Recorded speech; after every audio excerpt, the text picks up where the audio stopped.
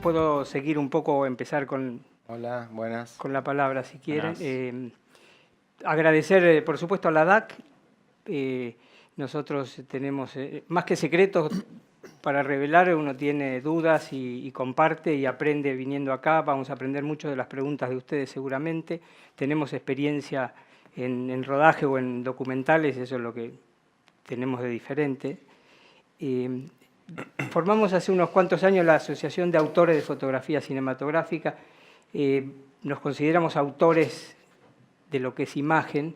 Esto es una búsqueda por ser reconocidos como el cine de arte, como la autoría no como copyright, sino como diseño de imagen. En lo que es documental uno puede pensar que es menos fuerte la creatividad o la apuesta de un director de fotografía, pero para nosotros el documental, al trabajar muy en conjunto con el director, somos creadores de imagen apoyando a la historia, con lo cual tiene realmente sentido ser autor de fotografía también en documentales. Quiero aclarar esto para empezar a hablar que el documental realmente es uno de los géneros como más apasionantes para un director de fotografía por la libertad y la búsqueda del mensaje que queremos contar junto con el director. Creo que iban a empezar, ¿con quién, Martín, ibas a empezar hablando? O... No, Pibu quería decir algo, ¿no? retomo la... Bueno, nos presentamos, yo, Marcelo Iacarino, Emiliano Penelas, Martín Turnes, Pigu Gómez. Los cuatro somos directores de fotografía, obviamente, y hacemos tanto ficción como documental. Inclusive cada vez esa división por ahí se va haciendo cada vez más difusa, ¿no? Ya no se separa tanto como el género de ficción y documental, ¿no? Ahora acabo de hacer una peli, o acaba de estrenar una peli que justamente mezcla esas dos cosas, ¿no? Y la gente, el mayor logro por ahí en el caso de esa peli es que la gente pregunta, che, pero eso pasó, ¿no pasó? Ah, entonces hubo esta sociedad secreta, los corroboradores. Entonces, está bueno que si el director quiso contar eso, logró ese cometido, que quería que la gente salga con la duda. En el caso más de los documentales que vamos a hablar hoy, son documentales obviamente, pero por lo menos yo, por lo menos desde mi lugar, tratamos de acercarnos a lo que vamos a hablar hoy es cómo nos acercamos al proyecto, cómo nos vinculamos con ese proyecto, si conocemos o no al director. Y uno lo que trata desde el lugar del director de fotografía, y en un documental sobre todo que también hacemos cámara, es cómo ayudar a contar esa historia. Entender qué quiere el director y a veces estar de acuerdo o a veces no, proponer otra cosa que entendemos que puede mejorar ese relato o ese punto de vista. Un poco esa es la idea, digamos, por lo menos como encaro yo el laburo, y por eso Marcelo hablaba de esta mirada, de este punto de vista, de esta autoría. Cada documental es muy particular, hay documentales donde hay mucho archivo, que ya está, justamente que es archivo, que ya está ese material que el director consiguió, que eso despierta querer hacer un documental, esa historia. Entonces hay que pensar que hay que combinar lo nuevo que se filma con lo que ya está, y también cómo queremos que eso conviva, ¿no? Si queremos que se integre o que sea más disruptivo. Un poco lo que motivó también la charla esta es una nota que tradujimos y que se publicó en nuestra web de ADF hace ya 1 año y medio, por lo menos, que empezaba a hablar de qué cámaras se usaban, ¿no? Qué pasaba en el cine documental hoy con respecto a las cámaras, ¿no? Que fue como el punto de partida para hablar un poco, para hacer como el esqueleto de la charla de hoy. Qué pasó con el cine documental en los 60, 70 y qué pasaba en esta era más digital, ¿no? Y qué pros y contras hubo en eso. Los pros, obviamente, hay mucha más capacidad de registro, de cantidad, más económicamente, se democratizó. Y también lo que pasó por ahí es que con las cámaras DSLR, que más o menos todos creo que conocen, ¿no? Las cámaras de foto que empezaron a filmar, que eran full frame, eso también determinó que haya un tipo de imagen, ¿no? Que no era la imagen de lo que era un documental antes en 16 o en Super 16, bueno, en 35, por ahí un poco más parecido, pero empezó a hacer un equipo portátil muy chiquito, muy liviano, pero que no era una cámara cómoda para hacer un documental a cámara al hombro. Entonces eso también empezó a generar una estética en ciertos documentales de cámara más fija, cámara en trípode, ¿no? El formato DSLR por ahí, ¿saben lo que es el rolling shutter? Que es, es la manera de que se captura la imagen y que hace como lo que antes se hablaba de flash en cine, ¿no? No sé si me estoy equivocando o estoy entrando muy técnicamente. Se deformaba la imagen por el modo de captura de... Entonces, por ahí lo que hablamos hoy con los chicos era que se trataba de no hacer paneos muy violentos, porque si no, el auto, lo que estaba en movimiento, quedaba deformado. Entonces, Pasaba así como quedaba en diagonal, pasaba en claro, diagonal. por el modo de captura del sensor, la imagen quedaba algo que era recto. Si yo paneaba un poste, por ahí se hacía así, ¿no? Entonces, eso empezó a determinar que con cierto tipo de cámaras se usara paneos más lentos, y eso tiene que ver con el lenguaje. Entonces, ahora se está volviendo a poder hacer todas esas cosas, porque fueron cambiando las tecnologías también, y un poco lo que contaba la nota era eso, qué cámara necesitamos que sea cómoda para poder meternos, y lo que uno busca, por lo menos en un documental de cierta intimidad, y entonces tiene que hacer un equipo reducido o tener una cámara que sea cómoda, que la pueda operar a veces con foquista o sin foquista, pero que sea compacta. Entonces un poco eso lo fue disparando las charlas y empezar a entender cómo elegía cada uno por ahí una cámara, si se podía elegir, ¿no? Cómo elegíamos una cámara o qué cosas nos fijábamos en un proyecto a la hora de tener que conformar un equipo técnico, tanto de gente como de equipos. ¿Qué más? Bueno, lo que hablamos un poco al inicio, ¿no? La charla con el director, ¿no? A veces el director tiene una idea que la viene elaborando, que la viene pensando, y nos encontramos con que esa idea con los equipos que tenemos no puede ser tan fácilmente traducida, ¿no? O hay una búsqueda, ya sea en la previa, o hay una búsqueda por ahí en las primeras jornadas de filmación, ¿no? Puede pasar que tenemos una idea y que eso no sucede, y uno tiene que ir acomodando la manera de capturar ese relato o esa situación a lo que va encontrando, y eso va modificando también el esquema de ese documental. A veces puede pasar también que el documental se termine de armar, siempre pasa, ¿no? Que el documental se termina de armar en el montaje, no tanto en la... Suceden muchas cosas que hacen que ese rodaje sea modificado en el montaje, ¿no?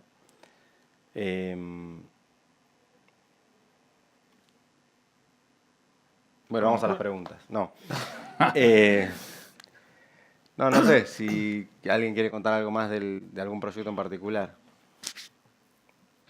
No sé, recién cuando hablabas, yo me puse a pensar en cuando filmamos Quién mató a Mariano Ferreira, que había como dos estéticas muy distintas. Había parte de ficción y parte documental, una ficción con Martín Caparrós haciendo de un periodista que hace una investigación, etcétera. Y después la parte documental, que la dividimos en dos, que era entrevista. En ese momento se hacía, teníamos las Canon 7D, pero ahí me acordé que había una parte que nosotros queríamos representar el momento en el que asesinan a Mariano Ferreira, digamos, ahí en las vías de un tren, qué sé yo, y queríamos que se entienda como si hubiéramos estado ese día, como que pareciera material de archivo. Entonces ahí fueron dos jornadas y sentimos la necesidad de agarrar una EX1, EX3, me acuerdo, como que elegimos para tener zoom, para hacer así, tener el palito, no sé cómo se dice, La varilla, sí. la varillita para hacer zoom rápido, que parezca tele. Nada, no sé, me acordé de eso. Como uno, elegir la cámara correcta o que uno cree correcta para demostrar estéticamente cada parte de la película, digamos, que quizás no necesariamente es una misma cámara para toda la película, como en este caso. Sí, bueno, últimamente los documentales que yo estuve haciendo tienen mucho de eso, ¿no? Una parte en archivo, que puede ser o fotos que se escanean, textos, o depende, digamos, si es algo más de investigación periodística. Después tienen un archivo encontrado, que es algo que alguien les da, que puede ser Super 8, 16, Mini DV, VHS. Después ahí se generan por ahí falsos archivos, como dice él, ¿no? Que tiene que tener una estética particular y que uno prueba. Yo odio, ¿no? Como en las películas cuando quieren mostrarte que es la cámara que grabó el personaje y yo veo que es la cámara de 35 o de cine o las cámaras de seguridad que tiene paneos que no pueden ser y que le ponen un degradado en la imagen y blanco y negro y le ponen el cosito de rec y los corchetitos de las esquinas y el rec y digo, pues si esto está hecho con la cámara que está relatando lo mismo. ¿Cómo pueden hacer creer que hoy alguien se crea, bueno, no sé, yo siempre estoy mirando obviamente la imagen, ¿no? Pero si tiene el mismo punto de vista que el relato de la película, ¿cómo voy a creer que eso es el punto de vista de la cámara de seguridad? Bueno, entonces cuando uno trata de hacer un documental, o una película de ficción también, tratamos yo por lo menos de ser como bastante riguroso con eso, ¿no? Como lo que dice Martín. Bueno, hay que hacer que el protagonista lleve una cámara de video. Bueno, entonces lo grabará él con una mini DV y haremos pruebas para ver cuál es la mejor mini DV, que la puede usar el protagonista, cosas que filme realmente. Después por ahí la agarrará yo o el director y hará con la mini DV los planos que le faltan. Pero si yo quiero que parezca que pasamos de un tipo de relato al otro, hay que hacerlo con dos formatos diferentes de soporte, ¿no? Con dos registros diferentes. Es ridículo querer llevar una cosa grabada en 4K, degradarla para que parezca VHS. No, no. Si consigo una cámara VHS la uso y si no algo parecido, obviamente es muy engorroso digitalizar un VHS capaz y es demasiada poca calidad, pero todavía los mini DV grabando en 4:3, el formato más cuadrado, está bueno. Y después se digitaliza un mini DV. Y eso ya ayuda a meterte automáticamente en ese tipo de formato. Por esto digo del cruce de que cada vez hay más. El documental no es solo documentar algo, sino que uno le mete como, no uno digo el DF, sino el proyecto, ¿no? El director quiere cierta cosa, que el personaje reproduzca algo que hizo, que lo vuelva a hacer, o que reflexione sobre eso, o que vea el material de algo que él hizo antes y grabar ese momento que él, registrar ese momento que él mira y reflexiona sobre eso, ¿no? Siempre hay mucho de, de convivir, de la convivencia de esas dos cosas, ¿no? ¿Vos querías decir algo? Sí, creo que la variedad que estás contando, lo interesante es conocer tanta variedad técnica y profundizar en esto, pero a la larga decidir para crear un vínculo, una comunicación con el espectador. Es decir, a la larga la técnica tiene que servir para eso. Por ahí no sirve una cámara muy muy buena si no cumple el puente que uno necesita con el espectador para determinado proyecto, ¿no? Digo, eso es Sí, lo interesante de la técnica, ¿no? De conocerla o olvidarla después. o hay proyectos, por ejemplo, que requieren que haya un equipo muy reducido. Ya el documental en general, independiente, digamos, es un equipo reducido. Pero hay veces que hay momentos que es más reducido aún porque tienen que ir a la casa del protagonista y no puede entrar, no sé, porque tiene...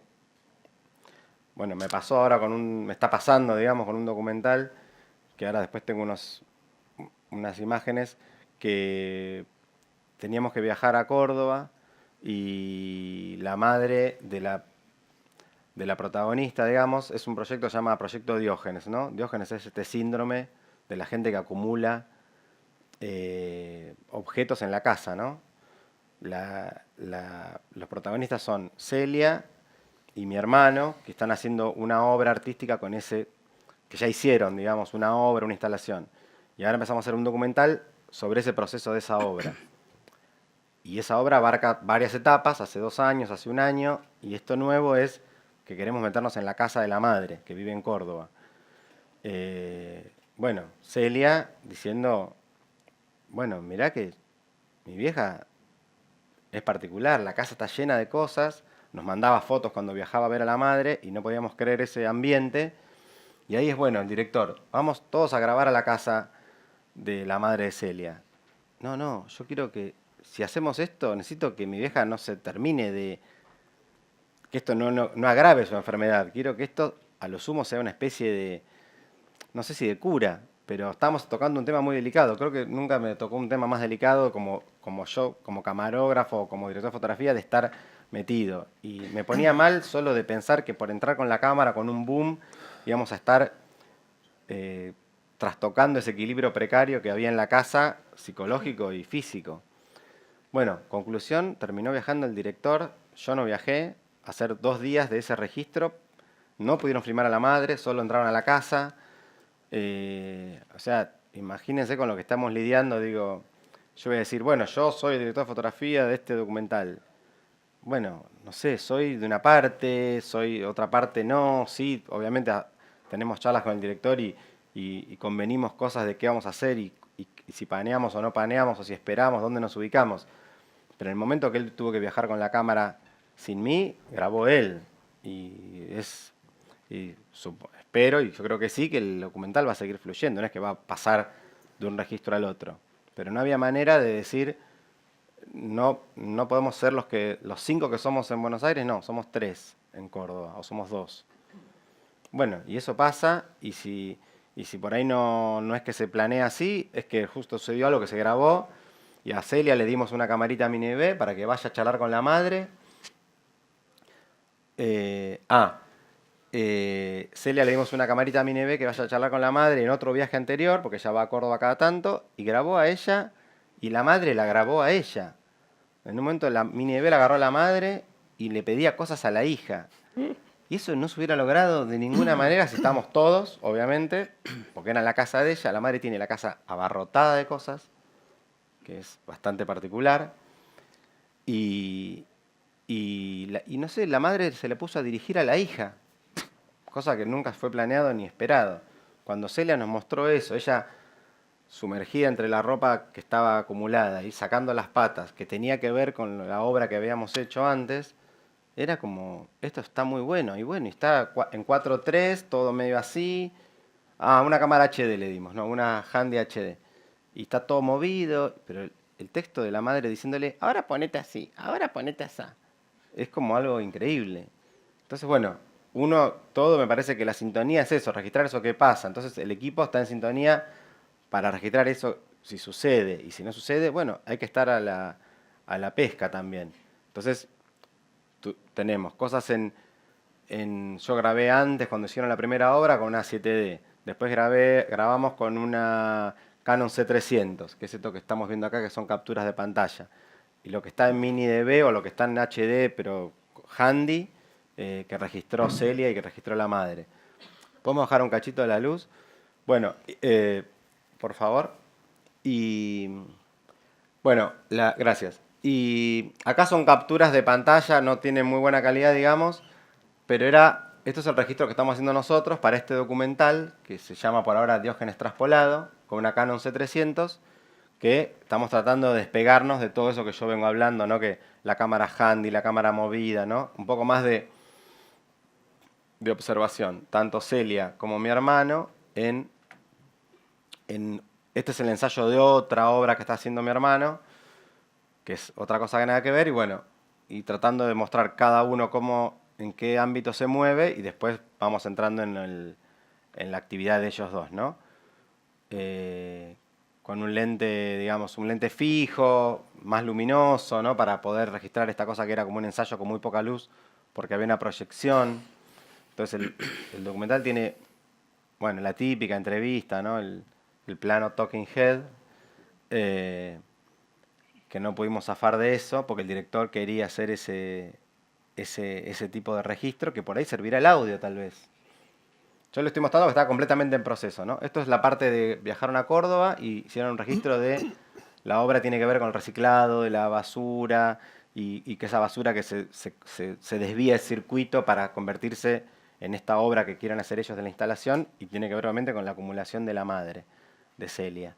Entonces, bueno, hay como una búsqueda de ellos de lugares de reciclado para ver si pueden ese material llevarlo a la obra o no. Bueno, parte de eso se hizo en Buenos Aires también acá hace 2 años y medio. Esto, por ejemplo, es lo que registró Leo, el director. Esa es la casa de la madre.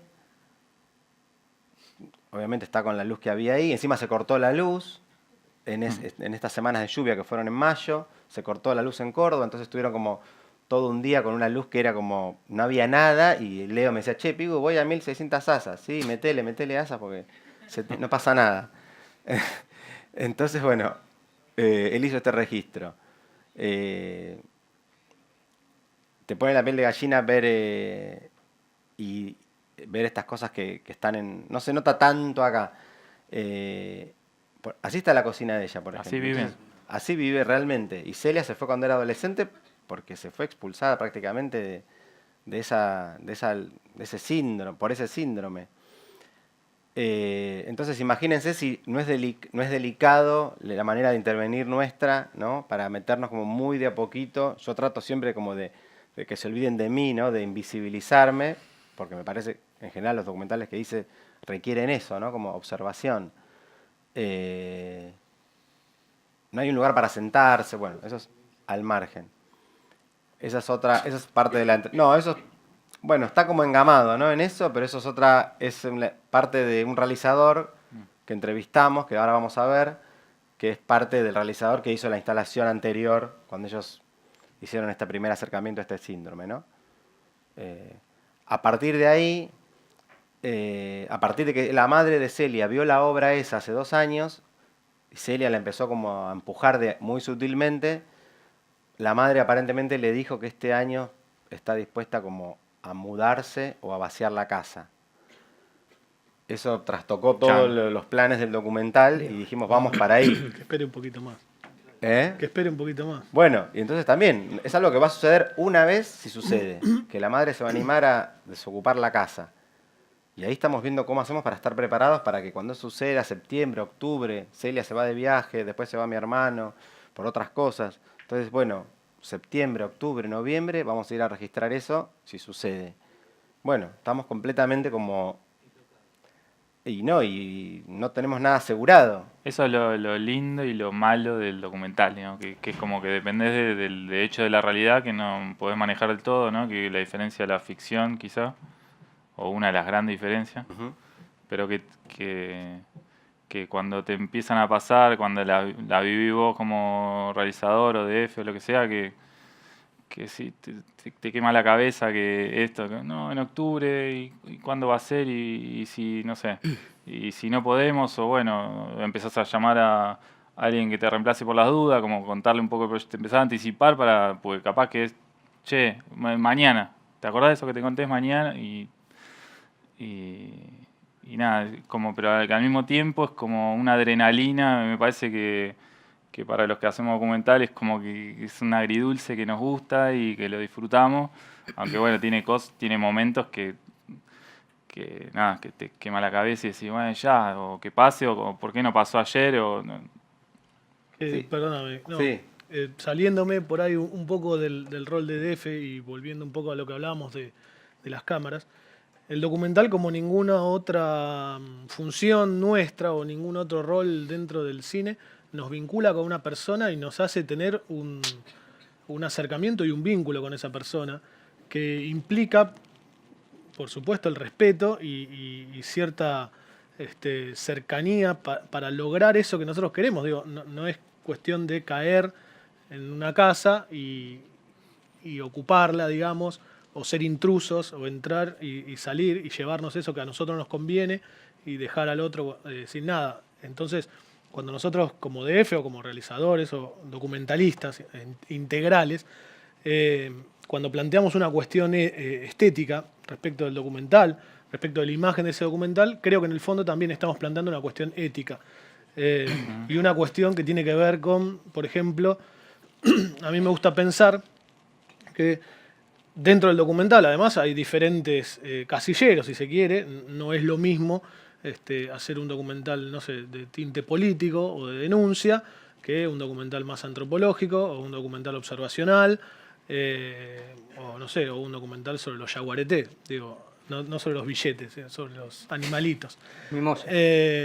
Entonces, digo, también eso nos dan diferentes pautas, pero por ejemplo a mí digo, me gusta pensar que cuando yo voy a contar algo, la elección del lente ya es una cuestión no solamente estética, sino ética.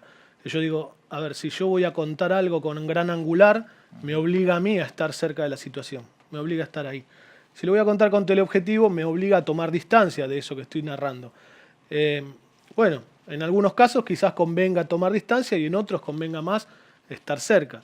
Y en esto de impersonalizarse, o por lo menos alejarse de la relación del espectador, digamos, que el espectador no nos perciba, creo que en el documental nosotros tenemos que pensar también que la cámara sola no filma, que estamos nosotros detrás de la cámara y que siempre hay alguien que pone el ojo detrás de esa cámara y que hay un cuerpo y ese cuerpo se compromete con lo que está contando. Y en el documental, diferente a la ficción, donde por ahí el realizador tiene un monitor, puede sugerir una cosa del encuadre, puede tomar partidas sobre eso. En el documental el DF muchas veces es el que tiene la última decisión sobre eso, porque si yo estoy en el medio de una entrevista o una marcha o lo que sea, la decisión del cuadro la tengo yo, que estoy viendo por monitor, por viewfinder, y probablemente no haya un realizador atrás con esa posibilidad. O sí puede tocarme el hombro y decirme, mirá, atrás está pasando lo más interesante.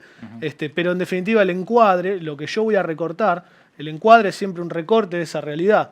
Yo doy clase con niños y hay una cosa que me gusta mucho, que es dar una foto recortada y darle un pedacito de foto a cada uno en una hoja en blanco y decirle, bueno, ubicá ese pedacito de tu foto en un pedacito de esta hoja y dibujá lo que falta.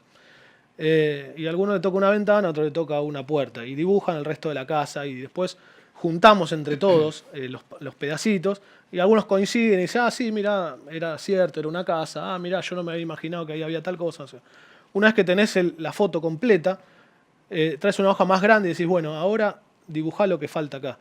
Esa foto también es un recorte de algo, ese pedacito es un recorte de algo. El encuadre nunca es un todo. ¿Y quién decide ese encuadre? En ese momento, el DF.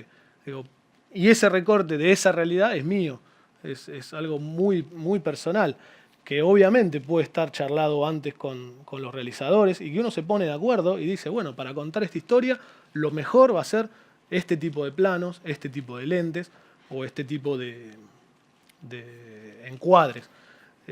Y respecto de la cámara, yo no soy fan para nada de las DSLR. Me gustan las cámaras que vos podés sacar de un bolso y filmar, digamos, como para hacerlo simple, que tiene todo integrado y que permite esa celeridad que a veces necesitas en el documental.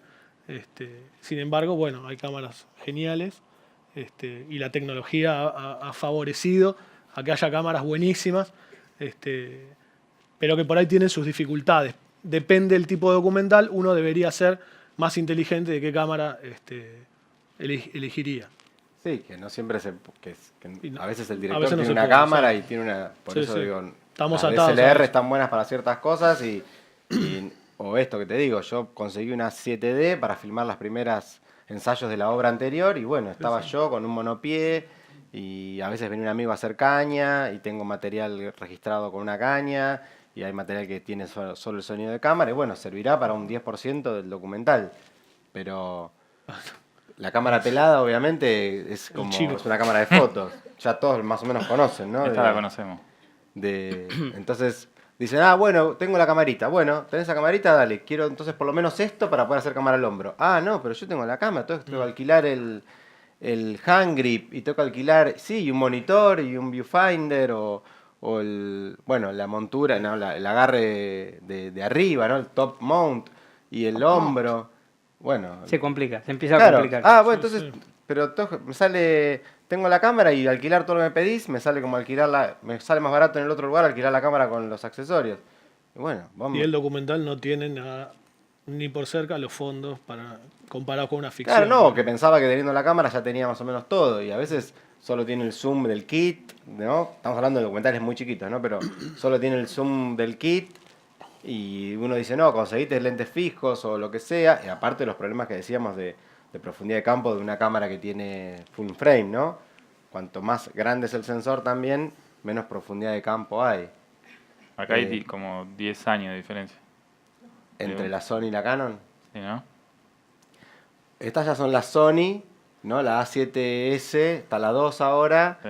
que es sin espejo, ¿no? No tiene espejo, es una cámara más compacta aún, full frame, pero también le empezás a poner estos accesorios para poder hacerla como versátil para agarrarla. Y la Sony, por ejemplo, ya tiene, por lo menos la pantallita es rebatible, entonces la agarro así, la puedo bajar y enseguida puedo mirar, digamos, desde arriba. Con la Canon... Tiene el zoomcito para enfocar grabando, que la Canon solo Claro. puede, antes de tocar rec. Claro, en la Canon, en la 7D, la 5D, podías hacer un expanded focus, ¿no? Un zoom digital para chequear el foco, porque vos estás viendo una pantallita que es así, que es la mitad de esto, ¿no? La pantalla es así. Entonces, hacías eso, pero cuando ponías rec se te iba la imagen al cuadro completo. Con la Sony podés hacer eso mientras graba. Entonces, por lo menos podés poner a grabar, elegir qué parte querés ver, haces el zoom y podés corregir si está el personaje en foco o no, sin cortar la grabación. Eso es un poco útil. Más Muy útil. Sí, bastante útil. Y más lo de poder rebatir el monitor y poder bajar la cámara. Con la Canon grababas y tenés que hacer una cámara abajo, tenés que tirarte al piso Para encuadrar. para poder ver. Y reflejo por todos lados, bueno. Y bueno, esto le agregaron obviamente la gama, que la otra le agregamos como un cine style, que era como algo mágico, que en un momento apareció, al principio no estaba.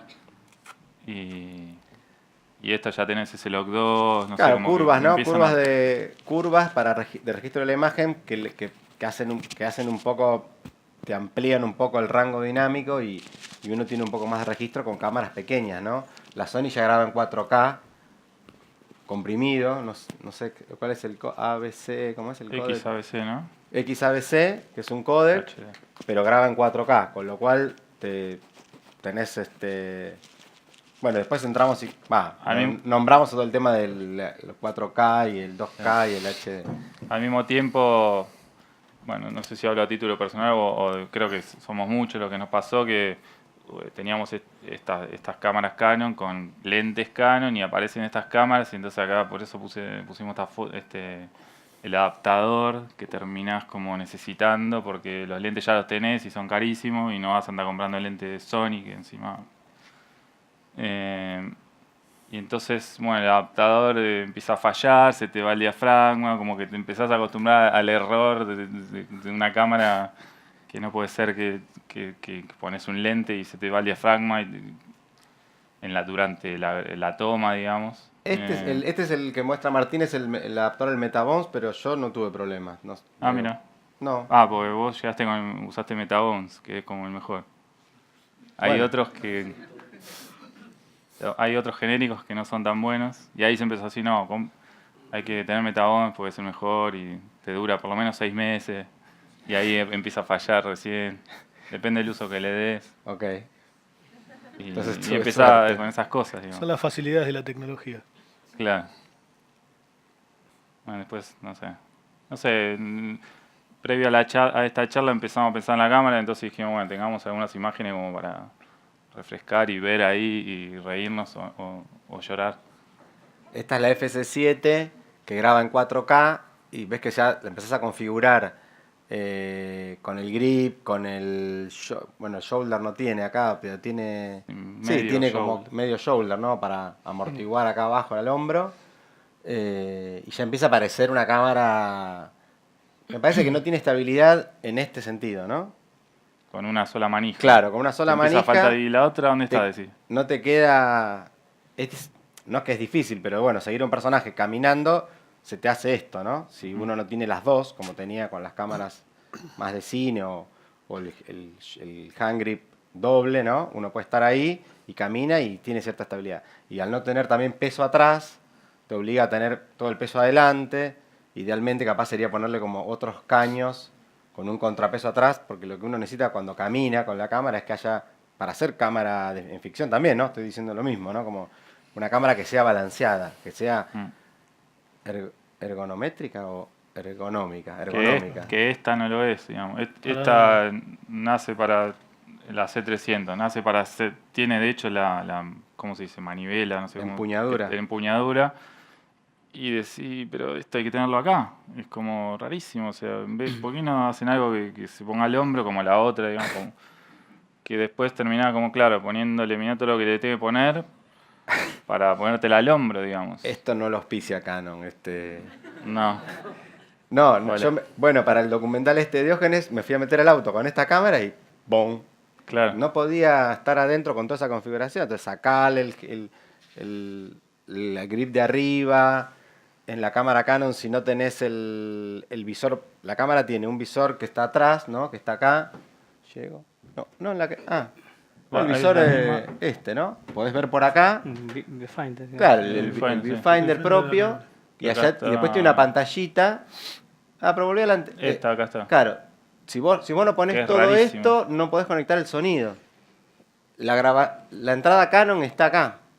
O sea, se acaban las ventajas de la pequeñez y Claro, pasan a ser entonces, un estorbo. si la achico así y no pongo este monitor, tengo que grabar con el sonido de la cámara, no le pongo que estar sonido. Bueno, muchos Si le fabricantes se pongo están las dando entradas cuenta. estas, me queda como alta. Muchos fabricantes se están dando cuenta y hay una vuelta a la handys. Hay un regreso en algunas marcas. Ahí, sí. Sí, a cámaras handy que vuelven a ser lo que eran antes. Una cámara que tiene 2 entradas Canon, un monitor relativamente accesible y fácil de manipular.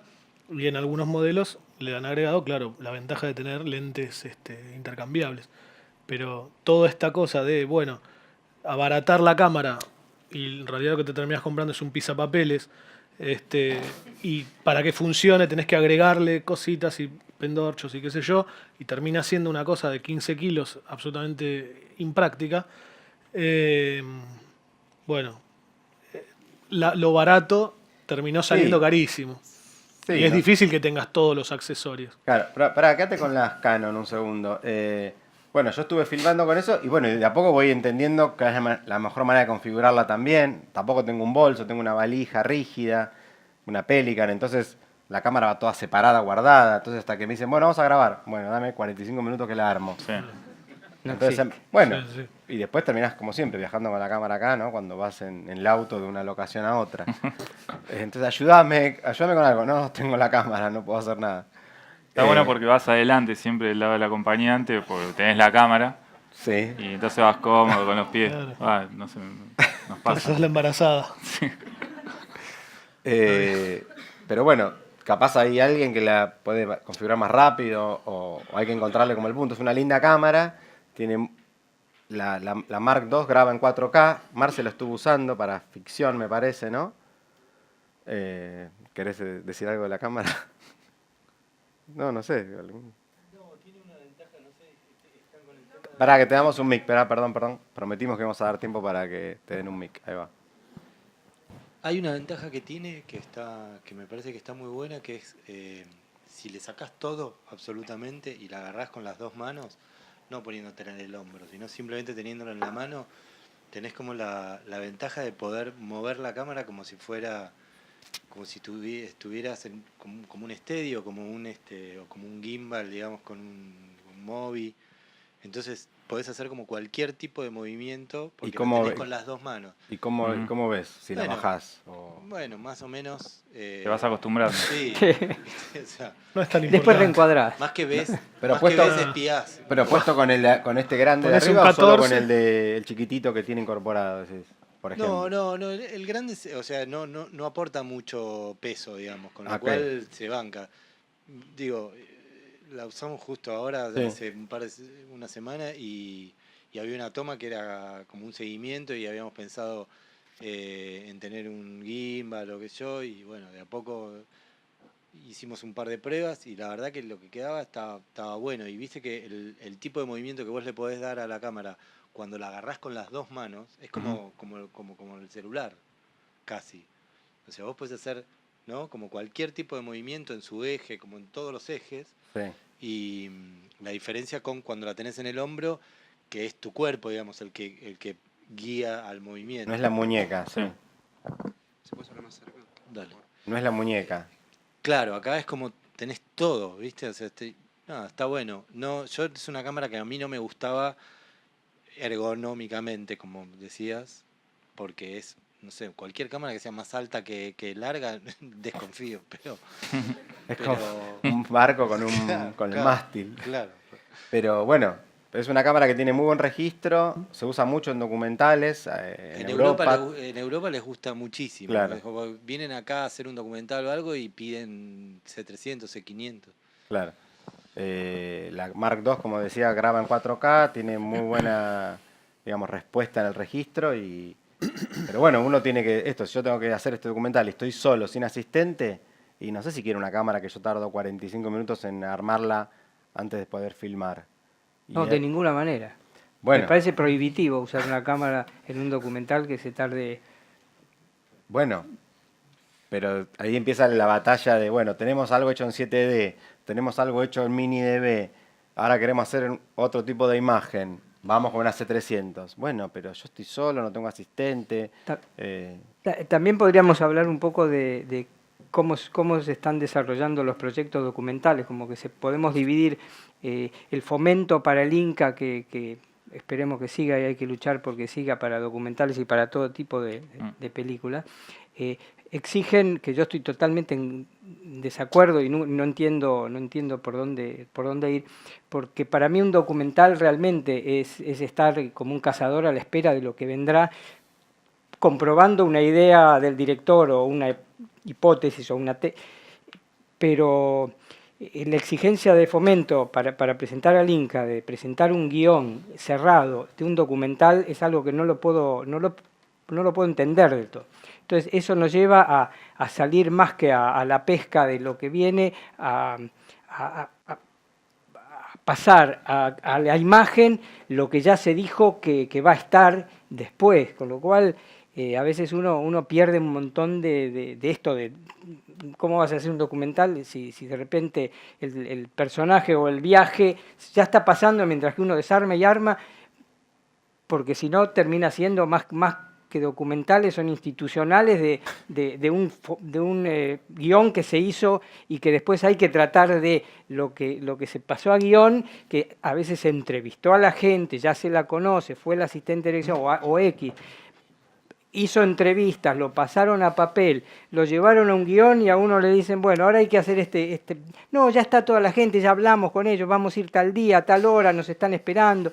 Entonces llega un momento en que para mí, por lo menos, ese tipo de documental termina siendo posible, a lo mejor unos equipos así, pero me parece que claro, lo más apasionante del documental es decir, bueno, con esta idea vamos a un lugar y realmente vivir lo inesperado, que es también como más divertido, donde sí se necesita un equipo realmente muy comprometido o muy prehablado grupalmente la idea que se está llevando a cabo, tanto con el sonidista como el director y como el director. Es decir, llega un momento en que ese grupo de unión para realizar la idea es lo más maravilloso de cuando uno genera este grupo, de perseguir todos lo mismo y no necesitar palabras. A veces cuando uno empieza a filmar o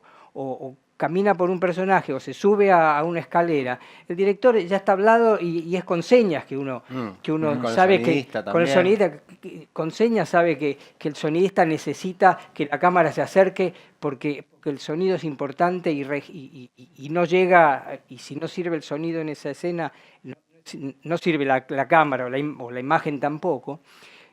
O sea, esa dicotomía que hay entre un documental con un concepto, como por lo menos a mí me gustan los documentales, o hacer sentir esa búsqueda, con otras cosas que son muy prefijadas por guión, ¿no?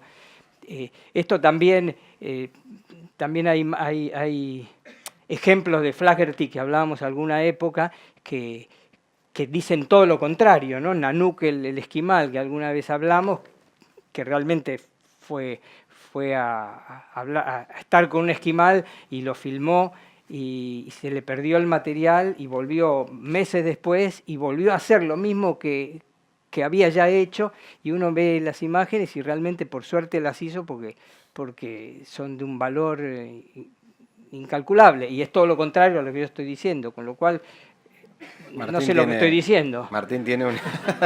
Martín tiene Digo, un son las dudas, ¿no? Que ¿Cuál? uno... No, esto de rehacer un material, digo... No, preparando un poco la charla, charlando, el ejemplo que se pico es Carne Propia, se llama un documental que hice la foto, que se estrenó ¿No crees, el año que pasado. veamos, ¿No crees que veamos por ahí eso o no? ¿O todavía? Sí, podemos ver. De paso, mientras Así, a voy ver si- contando. Un documental de vida digital del Inca que... bueno, justo recién hablaban del equipo, de la relación que uno tiene. Bueno, en este caso yo la hice somos un equipo que compartimos un espacio hace como, no sé, ya no me acuerdo cuántos años, 6, 7 años, que obviamente somos ya éramos amigos antes, ahora más, y ya nos conocemos, ya no hace falta hablar, ya hacemos así, ya sabemos lo que el otro quiere, y en este caso yo hice la foto, digamos, a veces rotábamos los roles incluso, y bueno, hay una escena, bueno, si no paso mientras empiezo a mostrarla. Lo vi el documental cuando en el estreno, no lo conocía Martín todavía, y Es verdad. dije, bueno, acá hay una clara idea de puesta de escena, desde la dirección por lo menos, no sabía, digamos, cómo era el laburo, pero había algo muy claro de puesta, ¿no? Una idea clara, no era como, encontré esto. Esta película es... el protagonista es un toro que habla, o sea, ya partíamos de esa base, digamos. Y en este caso, bueno, quería empezar mostrando un poquito al toro para después mostrar como un resumen de la estética de las entrevistas que hicimos, de las partes documental, digamos, si se quiere llamar a esto ficción, que bueno. Esto estábamos en un campo ahí en La Pampa, que... Me siento observado. Acá, en medio de mi querida Pampa, rodeado de este océano verde, me siento observado y desnudo. Estos vulgares novillos rumean el pasto sin imaginar quién soy yo en realidad. Yo fui un toro ganador, premiado por simplemente ser como soy, por portar estos genes agraciados, distinguidos, británicos. Británico, buenísimo.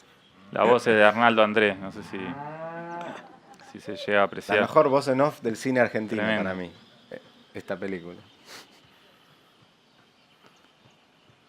Bueno, acá estábamos, o sea, no le podíamos indicar al toro, bueno, ahora caminá, o sea, era como, bueno, estábamos ahí esperando, agazapados, como decía Marcelo, y de repente hace este movimiento y yo estaba incluso Los barros impuros mal parado y me fui acomodando.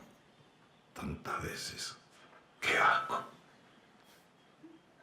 Pero esta vez yo sé por qué estoy aquí. Adiós. Adiós, querida Pampa. Bueno, y acá si quieren bajamos un poco el volumen, porque fui haciendo como un popurrí de los encuadres de las entrevistas, Ahí va.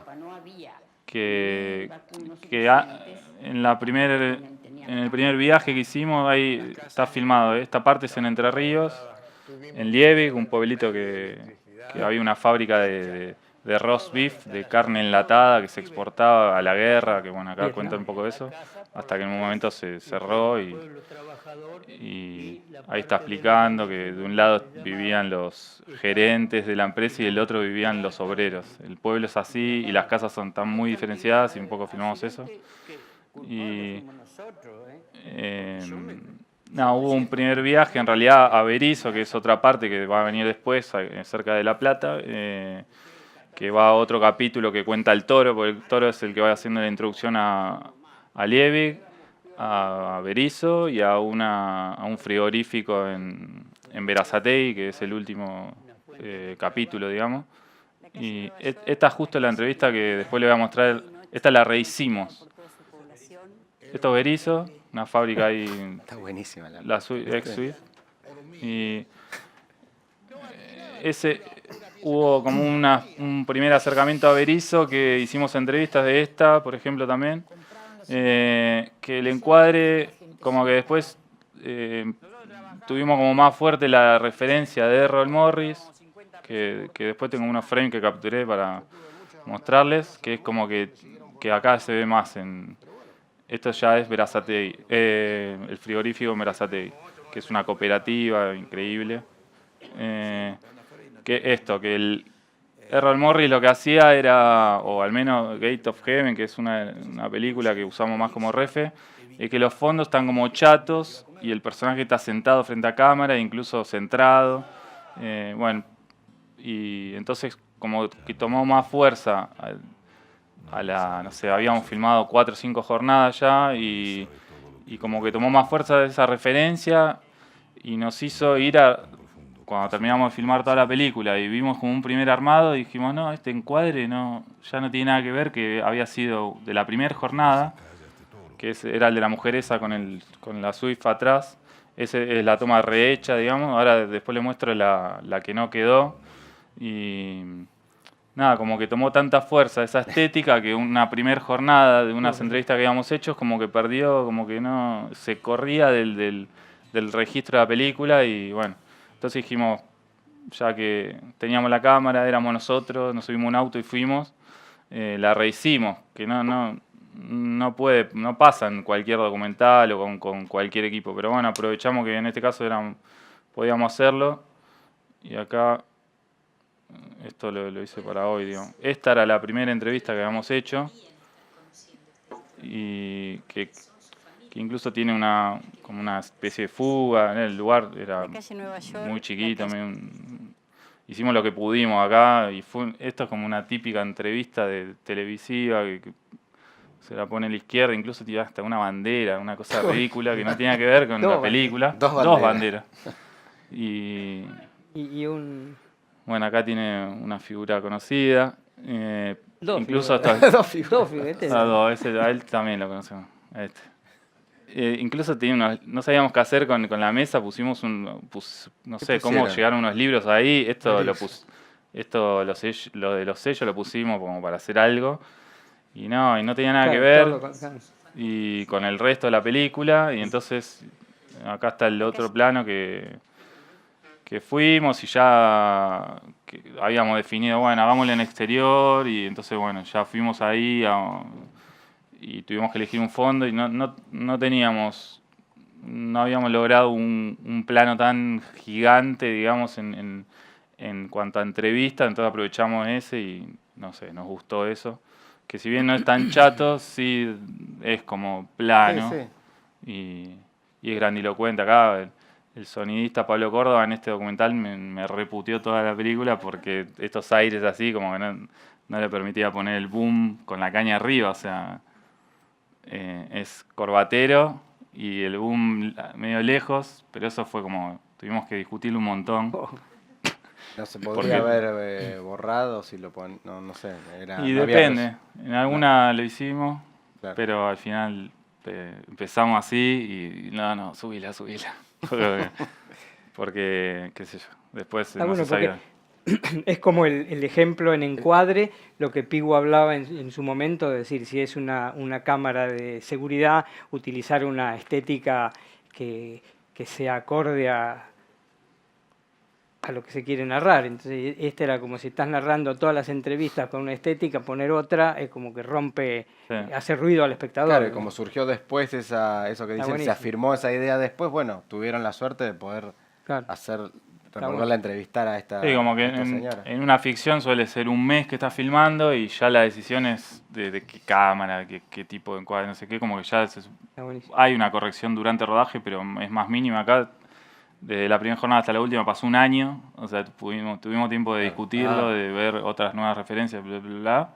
Y entonces, bueno, se pudo hacer, digamos. En una ficción que das un mes, como que ya, sí, podés ir a filmar algo, una cosita, pero... Sí, no vas a cambiar radicalmente la propuesta estética. Me gustaría ver unos ejemplos más nuestros de Emiliano y de Marce, si quieren, y después vamos a las preguntas, pero me parecía ver un poquito más algunas cosas. Dale, vamos con este. de Emiliano. No, salvo que haya alguna pregunta como para saber también hacia dónde bueno. estamos yendo. Sí, también. ¿No? Que por ahí Sí, ayuda. que es lo- No, nosotros tenemos un hablamos guión, lo de tenemos que fondo. cumplir. Un guión de un punteo, así que no se puede cambiar. No, mentira. Bueno, nada, traje un fragmentito, voy a ir hablando encima porque así es más ágil. Este es un documental que hicimos en Nicaragua, bueno, esta parte, ¿no? Está en Nicaragua, se llama Nicaragua, el sueño de una generación. Y la historia de este personaje, que es bastante interesante y que ahora derivó en un spin-off, que es un documental solo sobre ella, Aurora, que tiene una historia bastante particular en la cual, bueno, el hermano que combatió en la revolución sandinista, ella vive ahí en Nicaragua, en ese lugar que se llama La Boquita, y el hijo murieron en la tablada. Y nosotros sabíamos, bueno, el lugar, el entorno donde ella vivía, esas cosas que a veces te da el documental de tener una pre-entrevista y de saber, obviamente, la historia previa y lo que este personaje va a decir. Entonces ella tiene una relación muy profunda con el mar, que es ahí, enfrente de donde vive ella, y decidimos hacer la entrevista en esta playa, en el momento en que ella cuenta al atardecer, digamos, cuando uno busca decir, bueno, vamos a buscar un momento para hacer esta entrevista en donde yo sé que ella va a hablar de este tema y cargarle la parte testimonial, si se quiere, sobre lo que este personaje dice. Bueno, cuenta... Cuando me mataron a mi hijo, me mataron a mi hermano, sufrí como decía el Che Guevara, me faltó un tantitito así para no volverme loca. Yo daría cualquier cosa por tenerlos vivos, daría cualquier cosa porque estuvieran acá conmigo, porque ellos eran amantes del mar. Yo creo que a veces me vine a vivir al mar para estar más cerca de ellos, porque ellos amaban el mar.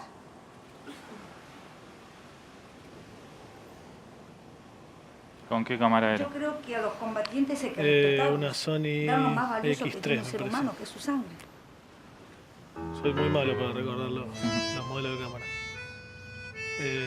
Bueno, me quiero saltar a otra... No pensaba. Esta es en otra eso. película, los mismos Después directores. cuando uno Se puede bajar se un va poquito más relajando la un luz, así poquito, se Y ve. acá hay claramente te acá sí entra a había una jugar propuesta las emociones y muy interesante la historia personal de de los cada directores, uno. que era Con Mateo mostrar el artificio. no fui con Mostrar el ese artificio miedo, de la entrevista. pero no podía dejar de Porque la pensar en mi entrevista en mamá, sí y digamos, el en lo documental que se llama La parte significa por ese el todo. momento para uno. De paso el chivo, La parte por el todo y Nicaragua los dan en un ciclo en ISAT los martes. Una la dan el martes que viene y otra el otro martes, no me acuerdo cuál primero. Mostrar el artificio y mostrar el personaje hablando y un dibujante, Maxi Bersi, que dibuja mientras los personajes hablan. Y buscar proyecciones reales en las fachadas o en los lugares donde íbamos a filmar después.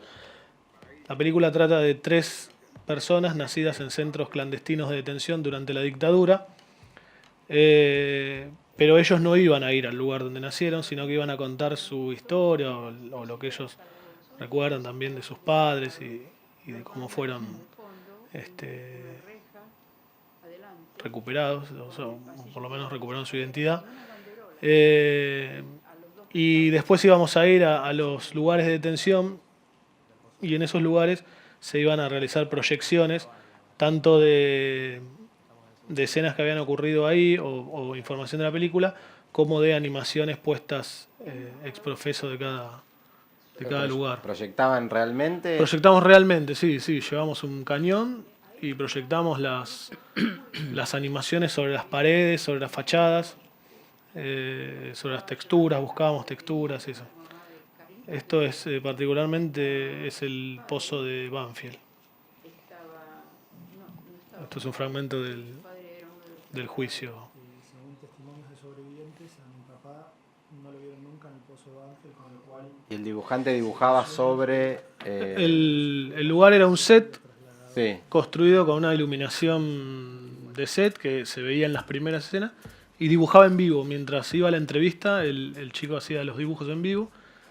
Y estas son proyecciones en vivo también sobre las paredes o sobre los lugares.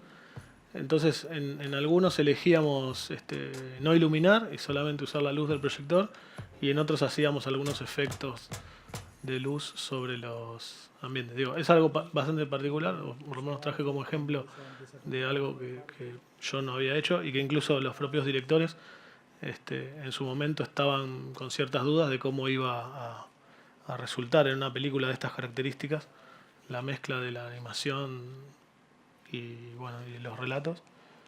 Y la verdad creo que a mí me gusta mucho, me parece que dio bien. Pero bueno. Y pero está proyectada es un proyector, una pantalla lo que tiene atrás. Tiene una pantalla atrás y él dibuja blanco sobre negro. Ah, sí.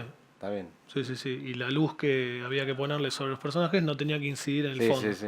Okay. Pero antes de eso igual querían unos planos donde se vieran unos traveling y eso, donde se pudieran ver, donde nos pudiéramos ver a nosotros o al dibujante dibujando, los directores preguntando, el sonidista con la caña. Querían mostrar el artificio de que eso estaba sucediendo en un estudio, en un lugar donde ese personaje estaba hablando a la cámara. Y el hecho de mostrar los lugares en sí, con una idea de puesta de cámara y de una puesta en escena de los lugares vacíos, digamos, sin la intervención de los protagonistas.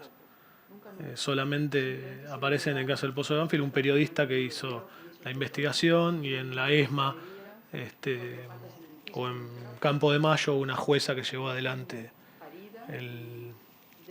la investigación de las desapariciones.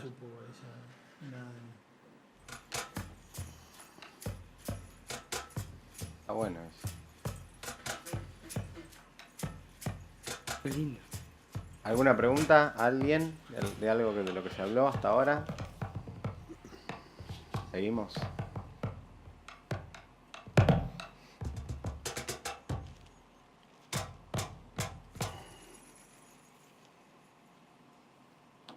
Y, perdón, ¿no? Voy a mostrar un minuto más de otro documental. Este es un documental más viejo sobre Jorge Prelorán, un documentalista, uno de los padres del cine documental argentino. La película se llama Huellas y Memoria de Jorge Prelorán. Y acá hicimos mezcla, es algo que a mí me gusta mucho, que es aportar diferentes formatos, y esto está hecho en 16 milímetros. Es una persona Está... que no puede encajar con la vida común. Entonces, encontrás en el arte la forma de equilibrarte. ¿Y qué pasa? Terminás la obra, la sacás y no pasó nada. Entonces tenés que volver a hacer otra. Porque la única forma de equilibrarte es haciendo algo creativo.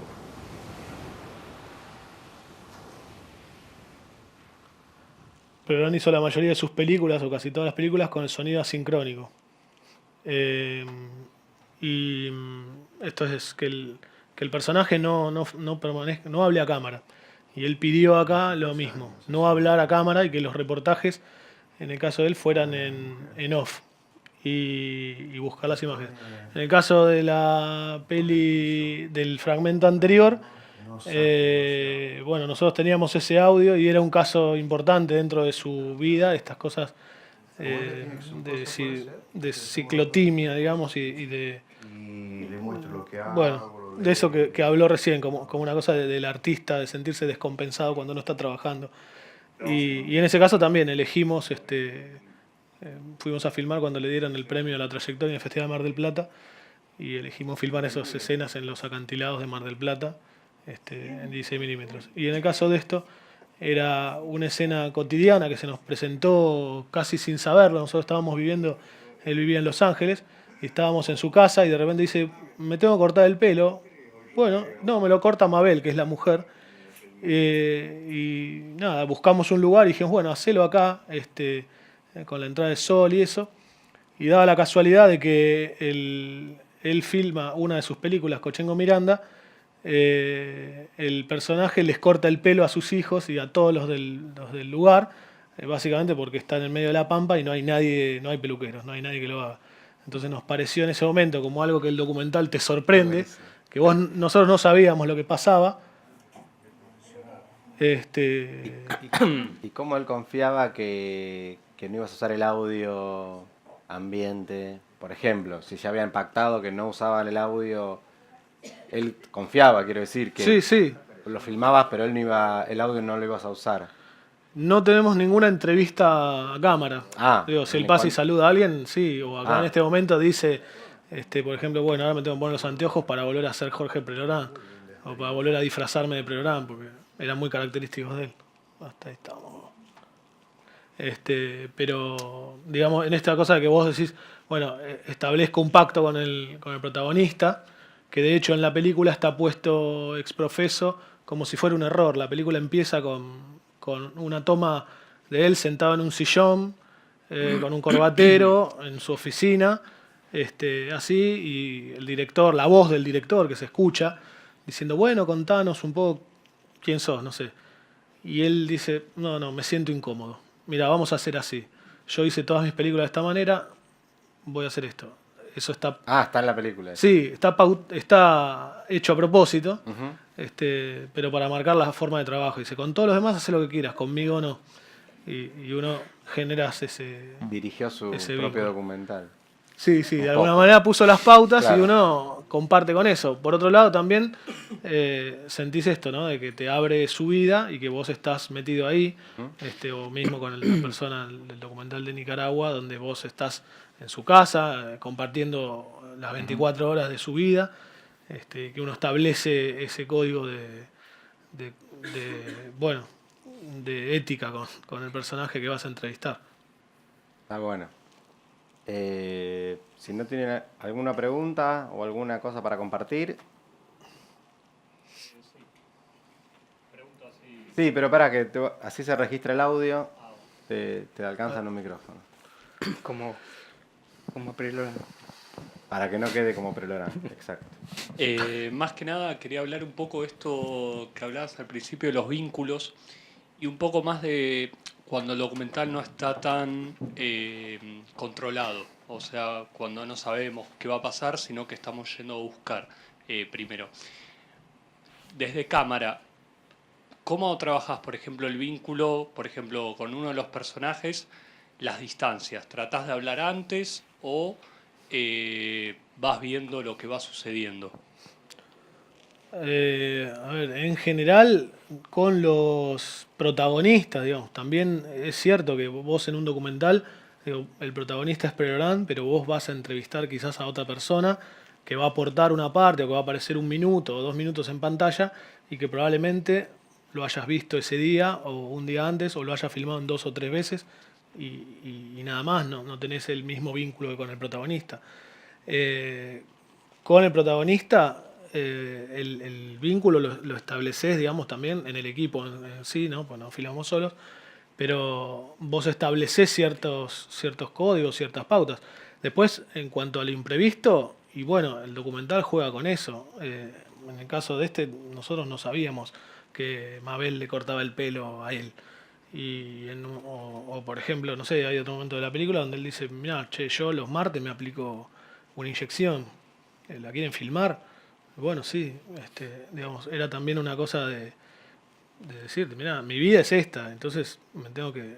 Cosas que bueno, vos vas a hacer el documental sobre el personaje y vos sabés la historia de sus películas, o sea, a dónde querés ir, pero bueno, no sabés que el tipo se corta el pelo, o dónde se corta el pelo, o de repente, no sé, después hay cosas ya que tienen que ver con otro tipo de relación, que es si el personaje se quiebra o si el personaje dice, bueno, de este tema no quiero hablar. Yo me acuerdo que hay la primera película que hice, el primer documental fue sobre un luthier de San Luis, un documental etnobiográfico también al estilo Prelorán, pero donde la primera cosa que en ese momento, antes de hacerlo, Jorge, que lo consultó el director, Fabián Rivera, sobre la película, lo primero que le dijo es no vayas una vez mucho tiempo, anda muchas veces poco tiempo. Así podés contar la vida de esa persona y podés pasar por diferentes estados de ánimo, diferentes momentos del año, lluvia, frío, sequía, no sé, un personaje de campo. Entonces nosotros lo filmamos a lo largo de un año y pico, yendo, y además el hecho de ir mucho tiempo alterás la vida de ese personaje. Si vos vas por pocos días, ese personaje no modifica su estilo de vida, no modifica esto. Dentro de la historia de ese personaje, que es un luthier autodidacta, que de chico había tenido polio, y entonces no podía ser agricultor como el resto de sus hermanos, y entonces tenía que hacer algo con las manos, y empezó a hacer cosas con la madera, y terminó fabricando guitarras, sin haber salido nunca de su pueblo de 400 habitantes, y lo iban a buscar de todos lados para que le construya guitarras. Había un tema importante que era, o por lo menos importante para nosotros, que era por qué nunca se había casado, o nunca había formado una pareja, o nunca había tenido un amor reconocido. Y Pepe se negó a hablar todo el tiempo de ese tema, no quería hablar. Hasta que en el último de los reportajes, que era un reportaje sin cámara, solamente con un microfonito, y después de cenar, y una cosa así como, bueno, relajada, y sin nada, y un vino, claro. Bueno, y era ya el último día que íbamos, la última vez, se acababa la película. Bueno, Pepe, ¿por qué nunca tuviste una familia, una mujer? ¿Nunca te enamoraste de alguien, no sé qué? Y el tipo dijo, esas son cosas privadas, prefiero cantar. Y cantó una ranchera mexicana de amor y de desengaño, y con eso cierra la película. Digo, y vos pactás ahí, no sé, ya está, listo, no quiere hablar, no habla, digo, lo intentás, lo buscás por ahí, en algún momento él quiere, por ahí se siente más cómodo, por ahí no es lo primero que le preguntás, porque vos sabés que si eso es un tema sensible no arrancás con eso, pero bueno, a la larga el personaje no quiso hablarlo y vos lo respetás, y en su no respuesta, o en esta cosa que salió muy linda de decir, bueno, prefiero cantar una ranchera, también está respondiendo. Está buenísimo lo que dice Martín, lo que dice de Prelolán, ¿no? De que mejor ir muchas veces poco tiempo, porque también necesitas ganarte la confianza, el equipo, o los 2 o 3 que van, o los 4.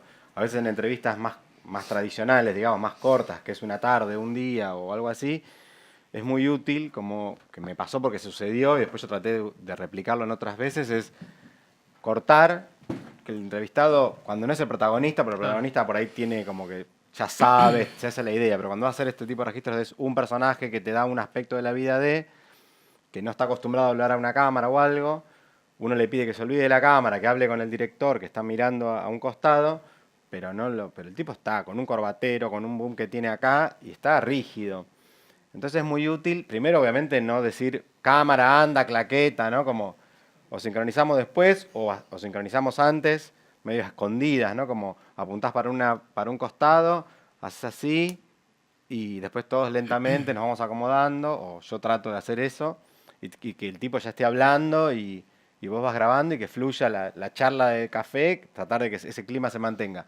Y lo que es muy útil es a los 10, 15 minutos decir corte, y yo me paro y hago que acomode una luz, y por ahí no corté. Y el tipo es impresionante como el corte al tipo lo relaja de una manera a la persona que después uno sigue grabando y ya, si no tenés un corte en una hora, porque uno dice, viste, no corto porque quiero grabar todo, no sé qué. No, es mejor cortar o hacer que uno corta, hacer una doble claqueta, no importa.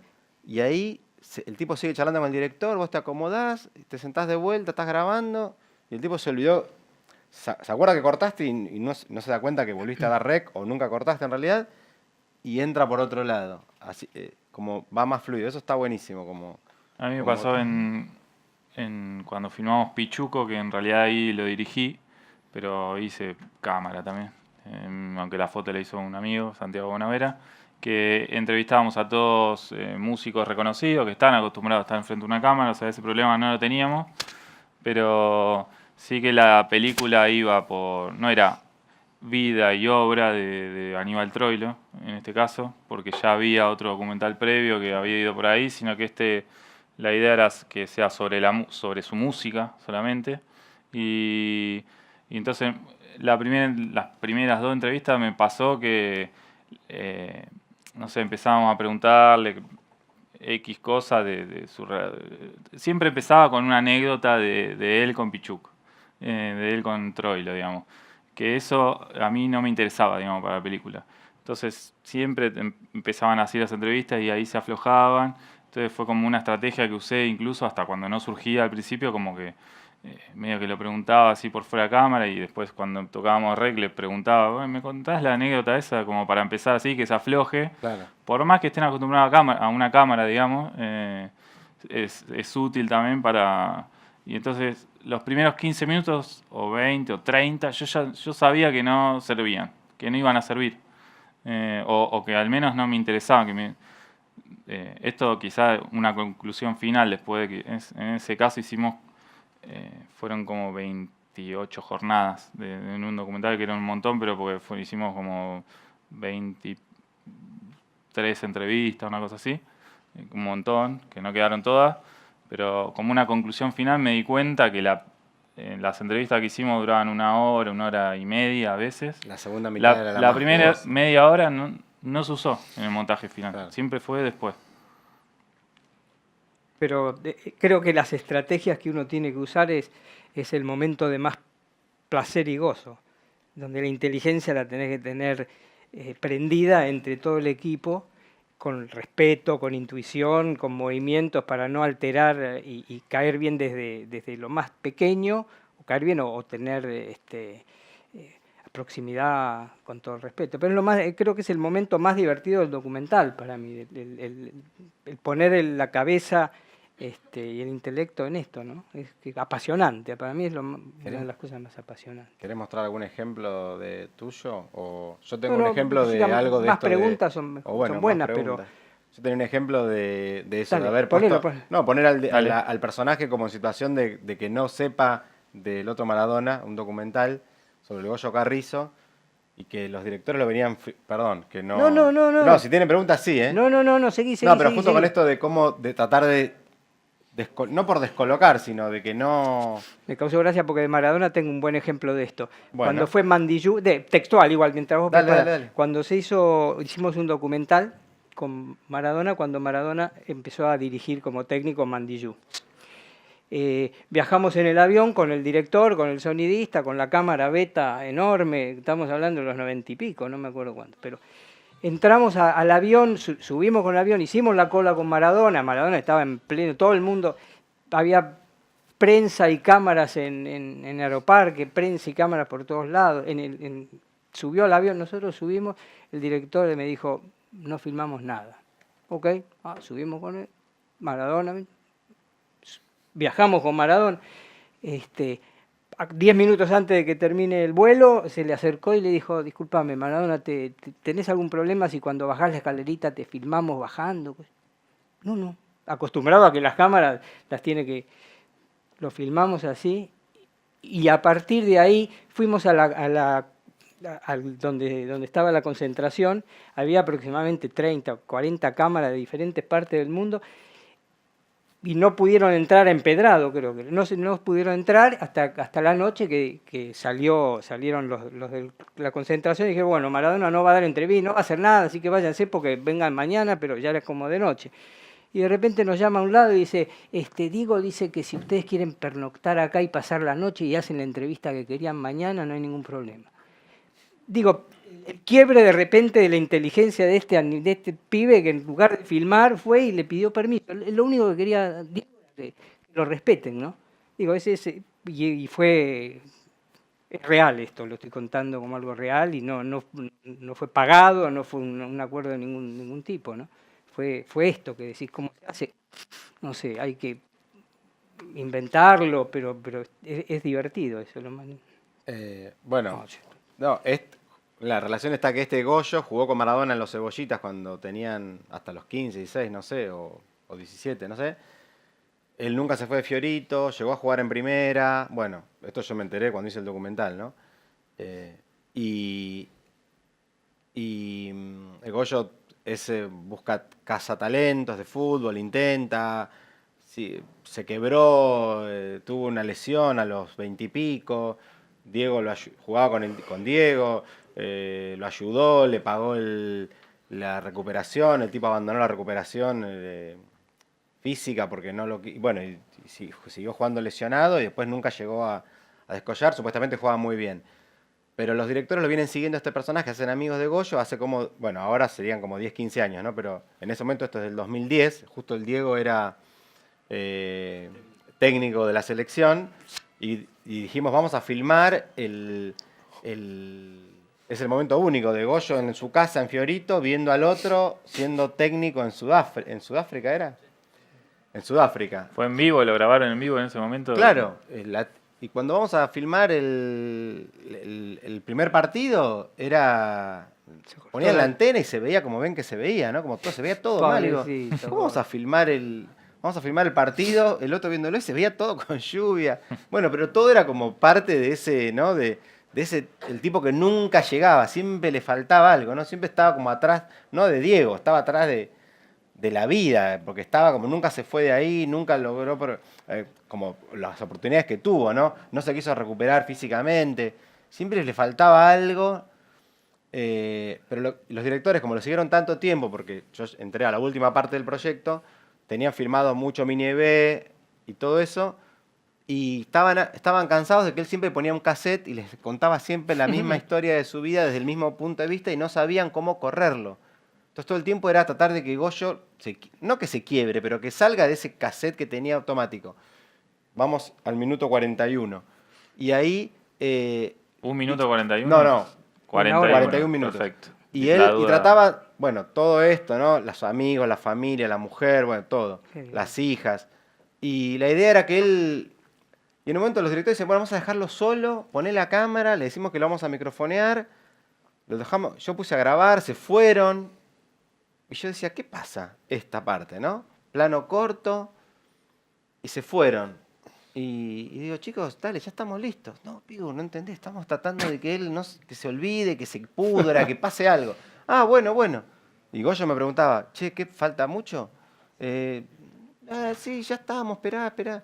Y bueno, y esto usaron para después usar una voz en off de otra cosa. Si podemos dar un poco de sonido acá. Y está bueno, como que lo ves a él pensando en cualquier cosa mientras espera que suceda, que se encienda la cámara supuestamente o que le hagan una pregunta. Terrible. Yo dije ahí. Y usaron audio de otro momento, ¿no? Está muy bueno que sea como el pensamiento de él, pero es a lo Prelolar, en ese caso, sincrónico. Bueno, ese cachito, ¿no? Después creo que eso se repite. Pero esa idea de que el tipo romperle con esa rutina que él tiene ya con la cámara, ¿no? Un documental que es bastante de observación, de quedarse, de esperar que suceda algo. Podemos ir al principio ya para terminar con este ejemplo y preparen preguntas. ¿Al principio? Sí, lo verdad que dijimos de los títulos y la sombra, claro. Esto. Eso. Entonces, esto es lo que fue surgiendo y uno va encontrando, ¿no? Cómo contar a este personaje. En este caso es una silueta negra, no movemos la cámara. Están jugando como un cabeza, ¿cómo sería? Cabeza a cabeza, no sé, con un cordón, como si fuera de vóley. Fútbol tenis. Y bueno, y la idea es dejar el encuadre fijo. ¿Qué voy a hacer yo? ¿Panear para un lado, para otro, siguiendo la pelota? No. Entonces está él. ¿Y él dónde se parará? Y yo qué sé. Y el foquista ahí se arremangaba, digamos, ¿no? Ahí sí había un foquista. Tenías foquista. Sí, ahí sí. Así cualquiera. Una gran producción. Y bueno, y es más rico el fuera de campo, con los gritos y los ruidos y la pelota, que verlo a él todo el tiempo, obviamente. Bueno, eso, a ver si hay una cosa más para mostrar, para darles una idea de esto que estoy diciendo. Bueno, lo del Mundial, que se grabó con otra cámara, minuto 4, que es eso que ya vimos un poquito viendo el partido televisado. Es justo lo que vimos, ¿no? Sí, es eso. Todo mucho plano fijo, ¿no? Eso se hizo con una Mini EB y eso es el plano cuando arman la proyección para ver el Mundial. Se hizo con otra cámara, después se usó una F3 para el resto de la peli. Y hay inclusive archivo más degradado todavía, vamos al 648, para que vean cómo convive y va. Después de esto creo que es. Todo esto lo grabó el director, los dos directores, antes. en todo este proceso de conocimiento de Goyo. Y era toda una discusión, ¿no? Si era 4-3, si era 16-9. Esto se editó hace 5 o 6 años, ¿no? No me acuerdo si este es el encuadre original o está sumeado para llegar al 16-9. Para mí, no, si fuera que lo sumearon para poder tener un formato rectangular, a mí no me aporta nada. Rompe la imagen y prefiero ver un 4-3. No me acuerdo ahora si fue 4-3 esto, pero... O sea, esto fue la investigación. Claro. Que después quedó. Claro. Sí, ellos empezaron a registrar una camarita chiquitita y el proyecto fue creciendo y tomando Y después se impulso. guionó. Digo, ese tipo de Sí, cosas, digo, que a ellos veces... fueron conociéndolo a él y esto decía, por eso estaban hartos de este discurso de que ya siempre decían lo mismo, porque lo venían filmando hace 6 años, antes de que lo filmemos nosotros, digamos. Maradona, después sigo yo y después... Bueno, y después se logró hacer un viaje que él, como busca jugadores, niños o adolescentes, hacer un viaje a diferentes provincias armando como este tour que hacen, que yo no tenía idea de eso. Cada club muestra, ¿no?, los mejores jugadores y van unos chabones que después van a tener el contacto para que vayan a jugar a Buenos Aires. Entonces lo seguimos a él por 3 provincias en diferentes torneos, buscando y anotando. Bueno, eso es lo que se ve en la peli. Y él a su vez habla todo el tiempo de... Bueno, acá ya cambian obviamente la estética, ¿no? Acá apareció Pigu. Sí, un plano atardecer para que... No, mentira. Bueno, cosas que más o menos se pautan, ¿no? Y después hay sí cosas un poquito... Bueno, van a venir corriendo por acá, eso está pautado. Pero él tenía que salir a correr porque tenía que hacer cosas con la rodilla, ¿no? Ejercicio con la rodilla. Ahí está con uno de los hijos. El hijo se llama Diego. Diego Armando, creo que se llama el hijo. Diego Armando Diego Armando Carrizo. Bueno, insisto, ¿vos no querés mostrar algo? No sé. ¿Alguna pregunta? Mientras Marcelo Depende del tiempo, ¿no? Bueno, no sé. Acá hay una pregunta. Ahí te van a alcanzar, acá adelante. Te van a alcanzar el mic. Pues dura como 6 minutos, es medio largo, medio... Bueno, no sé, lo que quieras. Dejamos esto ¿Qué hora mientras, ¿no? Mi pregunta va Faltan más que nada 8 para la menos parte 20. de postproducción, porque vos decías que habías filmado con F3 y con lo de Esto. Mini DV, sí. Sí. ¿Cómo hiciste para más o menos? Porque estoy en un documental que también es autogestionado, filmamos con Canon y la idea también es, en lo posible, filmar con una Sony A7C2 y la variedad de lentes que a las que podemos acceder, básicamente. Entonces, mi pregunta es, cuando vaya a postproducción, ¿qué parámetros puedo tener en cuenta para que más o menos unifique todo de la mejor manera posible? Bueno, primero me pregunto, bueno, no vamos a entrar ahora técnicamente a hablar exactamente, pero digo como concepto, ¿por qué querés que se unifique? Pregunto. Bueno, no, es una de las propuestas junto con las directoras, pero yo siempre les digo, tipo, por mí si hay diferentes tipos de texturas sí, o de registro. o aspect ratio también, lo que Bueno, sea, sí. porque como son muchos personajes en realidad, a mí como directora de fotografía no me perturba en lo más mínimo. Pero bueno, capaz la estética de las directoras quiere que haya más una unificación. Bueno, hay que ver, digo, de qué es el documental en particular, pero yo no me desvelaría. Acá, eso, convivía una mini DV filmada hace 8 años, más una mini DV que la filmé yo en el 2010, más el 2012 salimos a filmar con una F3. Yo por mí, que no quiero que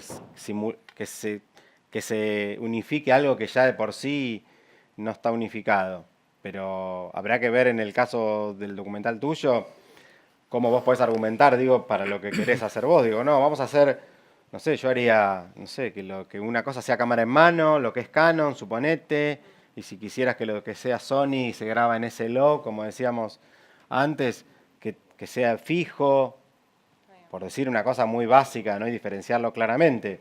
O el encuadre que sea... bueno, en el documental de Diógenes que mostraba antes, el director quiere que hay cosas que sean 4:3. Y yo me vuelvo loco para encuadrar 16:9 y ponerle el 4:3 y se separan los personajes y yo digo, ¿qué hago? ¿Me voy con uno? ¿Me voy con otro? Me tengo que quedar con uno porque no me entran en un cuadrado los dos si se alejan. Y me estoy volviendo loco. Y bueno, él quiere el 4:3. Yo digo, no sé si aporta. Pero bueno, hay que encontrarle como el lenguaje ese que Difícil, ¿no? Sí, ahí tendrás vos que ver si pueden elegir cuándo usan una cámara y cuándo usan la otra, o van a tener que ir con un día con la cámara que consiguen, otro día va a ser medio así.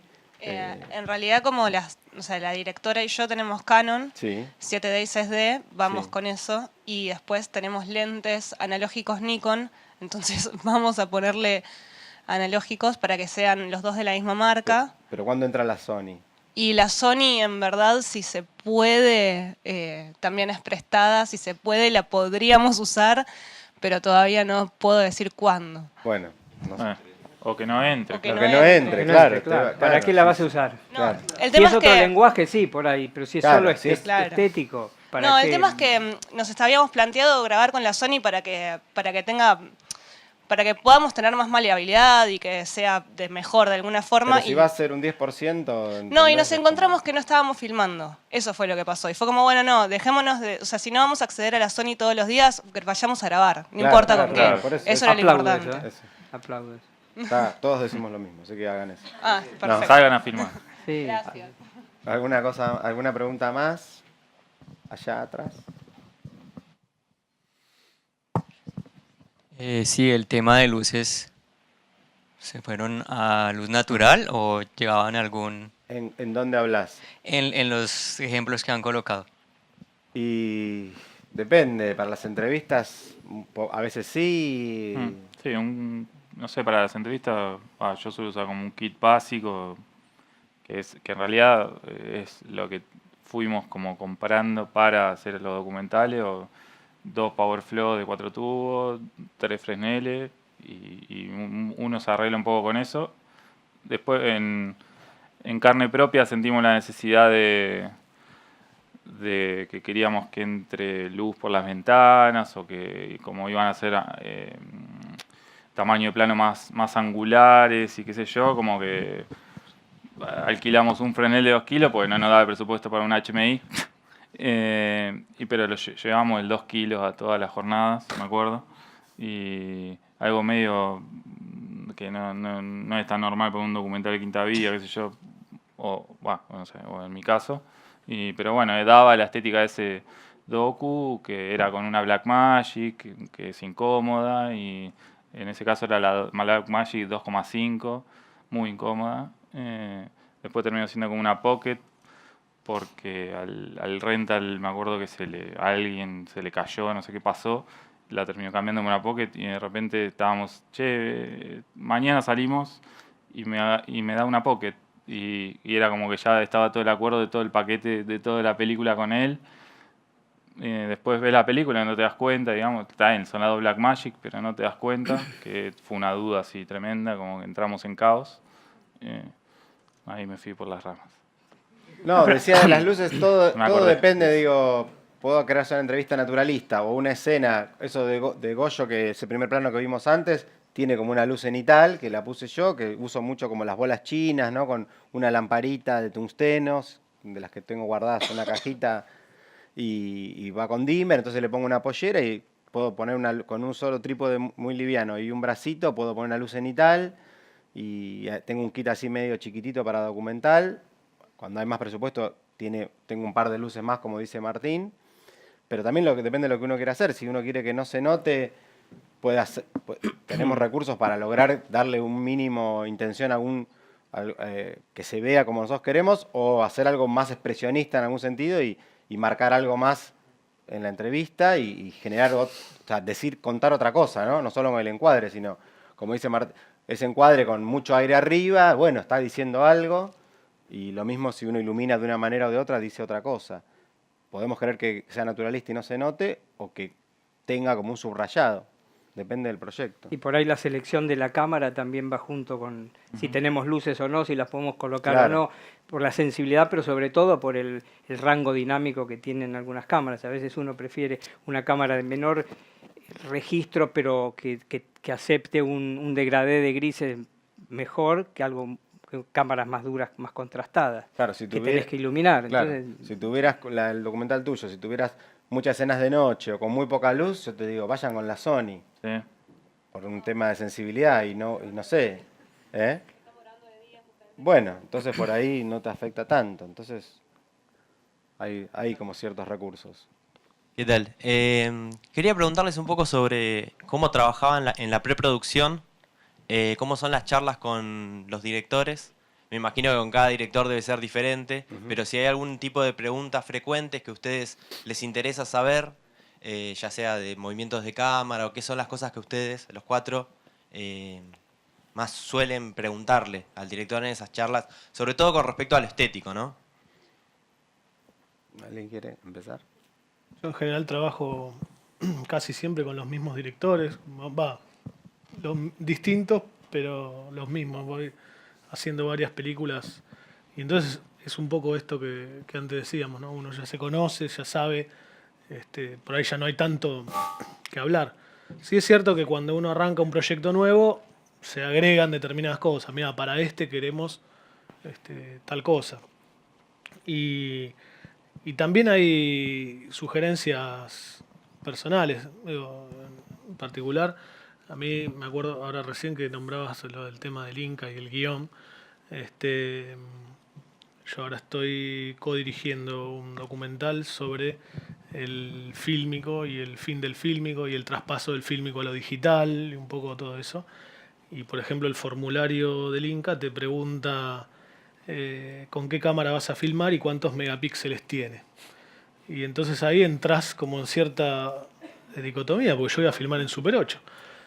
O voy a hacer partes en Super 8 o en 16 y de hecho... ahí le empezás a mentir. Y ahí empiezas a mentir y decís, la voy a hacer con una Alexa y listo, y después, bueno, anda a encontrarla. No, a lo que voy es que en el... Bueno, primero, el tema de la cámara para mí no es tan importante. Tenés una cámara, tenés el personaje, está sucediendo cosas, salí a filmar. Y la otra es que los acuerdos previos que vos tenés, el documental también te permite tener este tiempo de negociación y conocerte con el equipo ayuda a tener códigos comunes. Y en este caso, volviendo por ahí a lo que a mí me gusta que haya cierta mezcla de formatos y me gusta mucho mezclar la textura del fílmico. Entonces, por ejemplo, yo sigo haciendo rollito Super 8 o 16, siempre que se puede y siempre que lo permiten. Y a veces me tengo que pelear con los directores. Ayer hablaba con uno y le decía, mira, esto es ideal para hacerlo en 16. Bueno, estoy en eso, tratando de convencerlo. Sí, me parece que hay una charla de entender qué, de mi lado por lo menos, de entender qué quiere.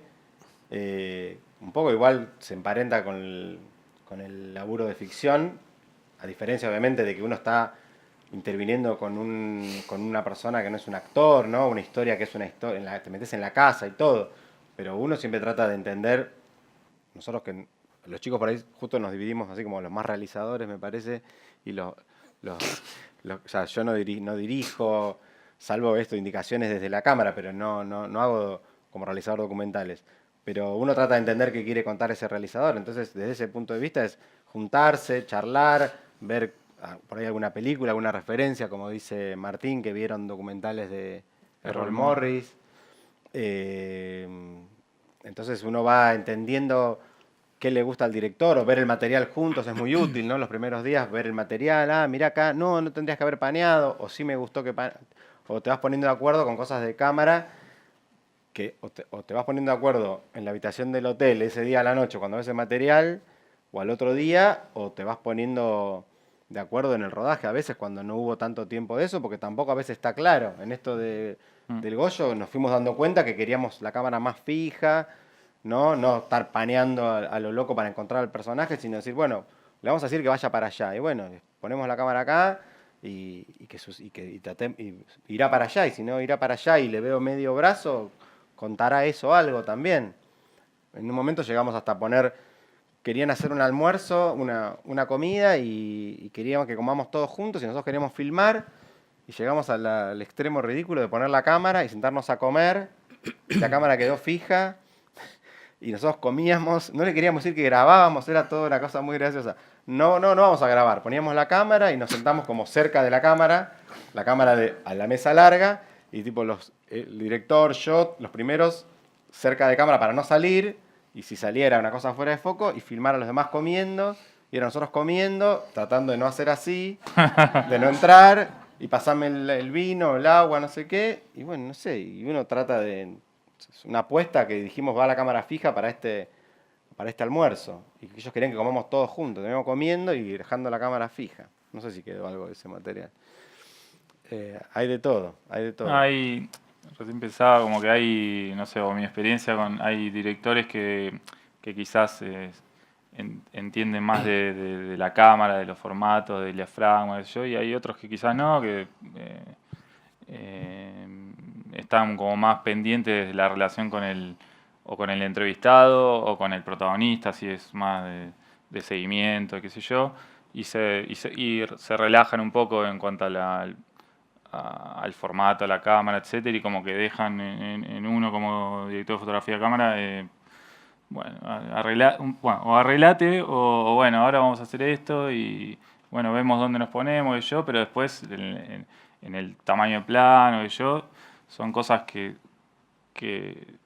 ya se supone que charlamos en la pre, no sé, quizá decirle, bueno, ¿cómo te gusta si hay entrevista de sentado o no? Si hay entrevista de sentado, ¿hace falta hacer un primer plano o podemos hacer que el plano más cerrado sea un plano medio como para que no sea tan televisivo? ¿Y qué te parece? ¿Lo ponemos a los costados o podemos centrar a los personajes? O, no sé, como se empiezan a hablar de encuadre y después un poco en base a las referencias, como fue este caso de carne propia en particular, pero en todas, digamos. Ahora, este fin de semana me voy a filmar al medio del campo. Es un documental sobre Ricardo Soule, que es ex guitarrista de Box Day, que es músico, pero tiene como un lado B que cría halcones. Y vamos a ir con unos halcones al medio del campo. Entonces nosotros veníamos trabajando con una Sony A7C2 y de repente nos encontramos con que vamos a filmar un halcón volando y cazando palomas. Vamos a ir a un palomar que hay ahí, no sé qué, que lo buscamos. Vamos a matar algunas palomas. Que no. Son plagas.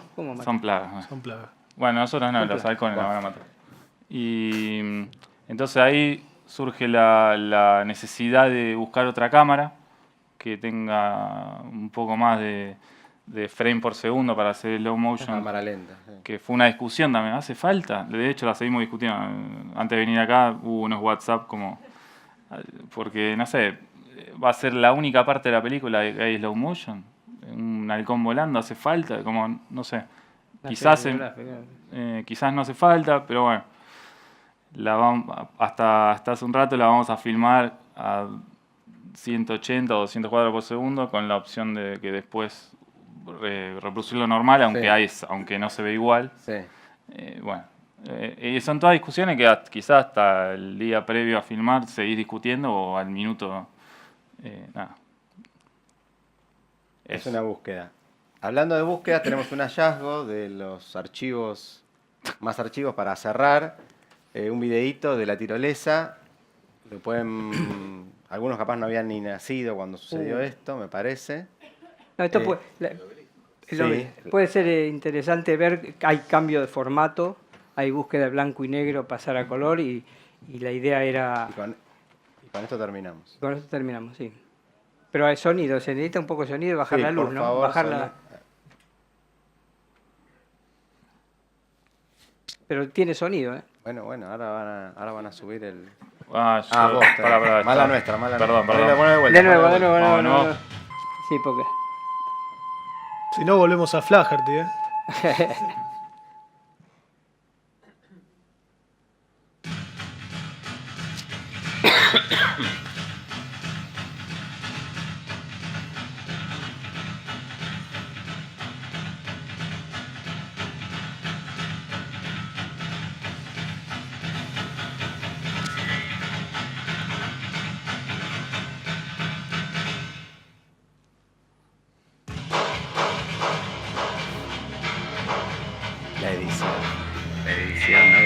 La edición, digo, como ochentosa, ¿no?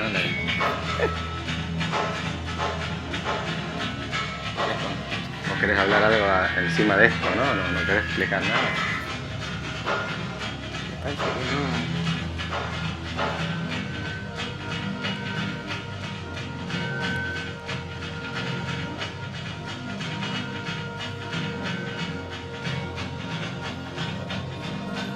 encantó pasar blanco y negro de día a noche con blanco y negro de color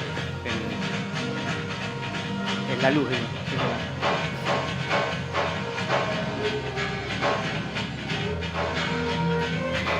Está planeado, ¿no? Pensado antes. ¿Planeado o hecho después? No, ¿eso? Sí, no, lo de día blanco y negro. Lo de blanco.